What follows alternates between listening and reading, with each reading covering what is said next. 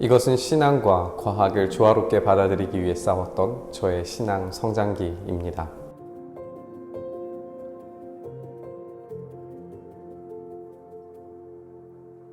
젊은 창조론은 우리가 아는 것처럼 지구가 6,000년 정도밖에 되지 않았고 하나님이 짧은 시간 동안 창조하셨다고 믿는 방식입니다.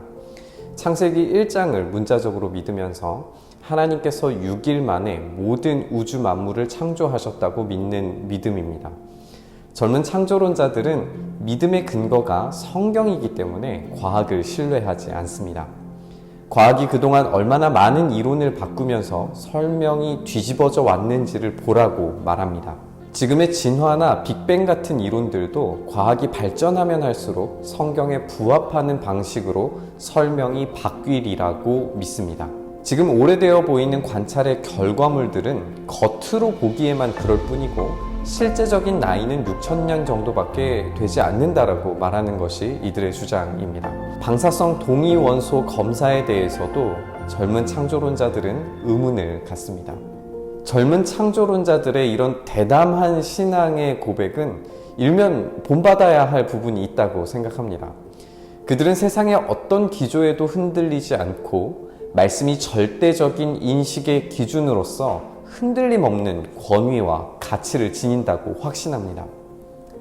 하지만 젊은 창조론자들은 말씀을 문자적 해석만 가능하다라고 못 박는 경향이 있습니다. 하루는 우리가 생각하는 하루여야만 하고 성경의 1년은 꼭 1년이어야만 한다라고 믿기 때문에 인류의 나이에 대해서도 900년 이상 산 사람들의 기록에 대해서 의심을 갖지 않습니다. 그래서 그 나이의 합산을 추적해 올라가 6,000년 전에 우주가 만들어졌다는 계산이 나오는 거죠.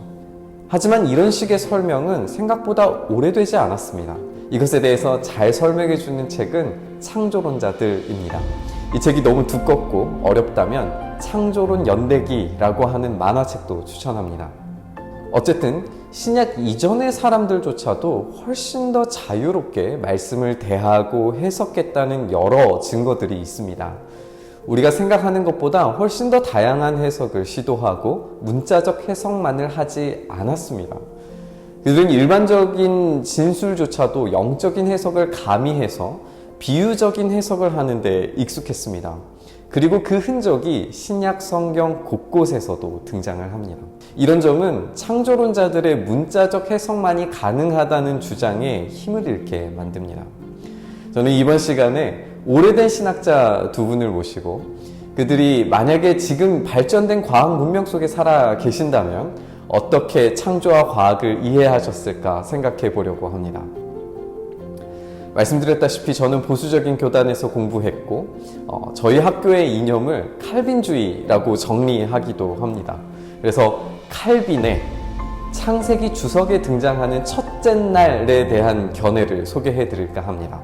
첫째 날, 여기서 세상이 잠깐 동안에 만들어졌다고 주장하는 사람들의 오류가 분명하게 배척되고 있다.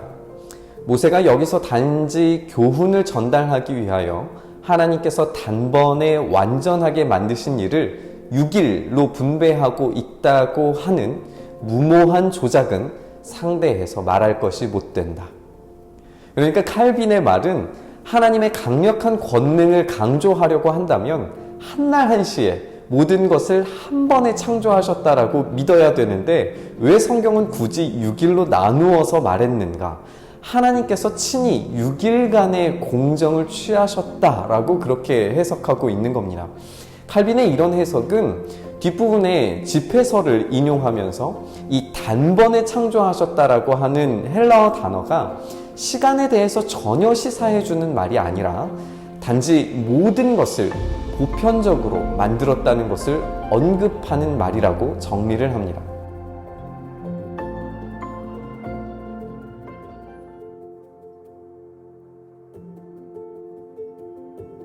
칼빈 당시의 천문학은 모세가 살았던 그 과거보다는 훨씬 발전된 상태였기 때문에 달이 두 번째 광명체가 되지 못한다는 반론에 대해서 이렇게 소개합니다. 천문학자들은 인간의 총명이 이해할 수 있는 모든 것을 막대한 노력을 기울여 관찰하고 연구하고 있다. 그럼에도 이러한 연구는 비난의 대상이 되지 않을 뿐만 아니라 이 과학도 정죄되지 않고 있다. 때로는 몇몇 광기 있는 사람들은 곧잘 자기들에게 알려지지 않은 무지한 사실들은 거침없이 배격해버리는 것이 일수다. 천문학은 즐거운 학문일 뿐만 아니라 알아야 될 아주 유용한 학문이다. 이 학문도 하나님의 찬양받을 만한 지혜를 제시해 준다는 사실은 부인할 수가 없다. 지금 칼빈은 천문학에 대해서, 그 영역에 대해서 굉장히 높은 평가를 하고 있는 것을 발견하게 됩니다. 여기에 신학과 과학의 유연함 속에서 가져야 하는 태도를 이렇게 보여줍니다. 말하기 좋아하는 자들이 달을 두 번째의 발광체라고 표현하고 있는 모세의 표현에 대해 그것이 조잡한 표현이라고 조롱할 수 있는 하등의 이유가 없다. 왜냐하면 그는 우리 모두를 하늘로 초청하고 있지 않고 단지 우리의 시야에 펼쳐져 있는 것에 대해 제안하고 있기 때문이다. 그 나머지 일에 대해서는 천문학자들이 보다 깊이 연구한 지식으로 해결하도록 맡겨두자.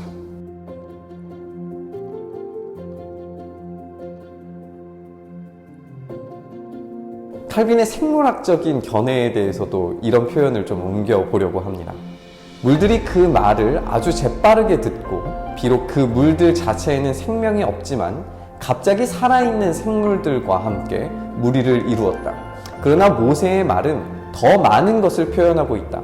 이를테면 날마다 헤아릴 수 없는 무수한 물고기들이 물에서 생산되었는데 그것은 하나님께서 전에 그것을 명령하신 말씀이 계속적으로 그 효력을 나타내고 있기 때문이다. 이 말은 하나님의 창조 명령은 한 번 선언된 이상 계속 지속적으로 창조가 일어나고 있다는 의미입니다. 여기에 그 종류대로에 해당하는 주석의 의미를 옮겨보면 이런 의미가 됩니다.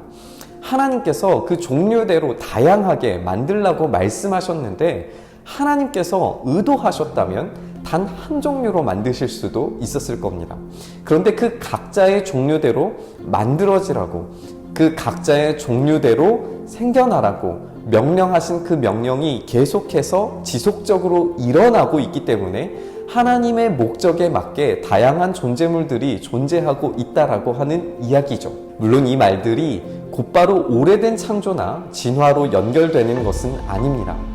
하지만 칼빈의 과학과 신학 사이에서 유연한 태도를 생각해 봤을 때 지금의 과학 발전을 어떻게 생각했을지 조금이나마 엿볼 수 있는 힌트를 얻을 수 있다고 생각합니다. 이보다 더 오래된 신학자의 장엄한 6날에 대한 서술을 읽어드리겠습니다. 우리가 아는 하루는 보통 해가 져야만 저녁이 되고 해가 떠야만 아침이 된다. 태양이 창조된 것은 넷째 날이었다고 하므로 처음 사흘 동안은 태양이 없이 지나갔을 것이다. 하나님의 말씀으로 빛이 창조되었고 빛을 낮이라 어두움을 밤이라 하셨는데 이것이 어떤 성격의 빛이었으며 어떤 주기적 운동으로 저녁과 아침을 만들었으며 어떤 저녁과 아침이었는지도 우리의 감각이 미칠 수 없는 일이다. 창조주가 아시는 지식에 비하면 피조물이 아는 지식은 황혼과 같으며 피조물이 다시 창조주를 찬양하며 사랑할 때에 아침이 돌아온다. 피조물이 자체를 아는 지식으로 그렇게 할 때에 그것이 첫날이다. 궁창 곧 위의 물과 아랫물 사이의 하늘을 아는 지식으로 그렇게 할 때에 그것이 둘째 날이다. 땅과 바다와 땅의 모든 식물을 아는 지식으로 그렇게 할 때에 그것이 셋째 날이다. 크고 작은 빛과 모든 별들을 아는 지식으로 그렇게 할 때에 그것이 넷째 날이다. 물에서 헤엄치거나 공중을 날아다니는 모든 동물을 아는 지식으로 그렇게 할 때에 그것이 다섯째 날이다. 땅 위에 사는 모든 동물과 인간 자신을 아는 지식으로 그렇게 할 때에 그것이 여섯째 날이다. 5세기경의 사람이었던 어거스틴의 하나님의 도성에 나오는 대목입니다. 어거스틴은 고백록이라고 하는 책에서 창조에 대한 엄청난 철학적 담론들을 쏟아놓는데 특히 시간에 대한 부분이 압권입니다. 요약하면 시간은 무한인 영원과 질적으로 다른 피조물이고 그 시간을 인식하는 인간은 한계가 있어서 어떤 면에서 과거와 현재, 미래가 지금 존재하고 있음에도 불구하고 인식할 수 없으나 시간의 질적 한계를 뛰어넘으신 하나님께서 언제나 오늘, 현재에 계시는 분이기 때문에 그분만이 시간을 다스리시고 통제하신다라고 말합니다. 지금 현대 과학에서 과거, 현재, 미래가 동시에 존재할 수 있다는 발견을 이미 5세기의 신학자가 간파하고 있는 겁니다. 그래서 어거스틴은 창조의 유기를 비유적으로 자신의 삶에 적용하기를 주저하지 않습니다. 우리가 배워야 할 부분이 이 지점이라고 생각합니다. 과학의 발견은 어떻게를 설명해 줍니다. 어떻게의 발견은 우리 인간들에게 주시는 일반적인 은총의 영역입니다. 그러나 과학은 아무리 노력해도 왜에 대해서 설명할 수가 없습니다. 어떤 비밀의 영역, 블랙홀 안에 들어있는 특이점을 발견한다고 하더라도 우주가 어떻게 태어났는지에 대해서 설명하는 방법이지 우주가 왜 태어났는지에 대해서는 설명할 수 없습니다. 왜를 설명하는 것은 오로지 텍스트, 성경이며 성경을 해석할 때는 어떻게가 아니라 왜에 집중해야 한다는 것을 칼빈과 어거스틴이 보여주고 있는 겁니다. 젊은 창조론은 성경을 어떻게의 과학 영역으로 풀어내려고 합니다. 하지만 우리에게는 왜라고 하는 신학 영역에서 제고해야 할 필요가 있다는 사실을 배웠습니다. 여기에 과학의 어떻게를 얼마나 합리적이고 알맞게 조화시키는지에 대해서는 우리 신앙인들의 영역이고 몫입니다. 다음에는 젊은 창조론에 대한 정반대의 의견, 자연주의적 진화에 대해서 살펴보겠습니다.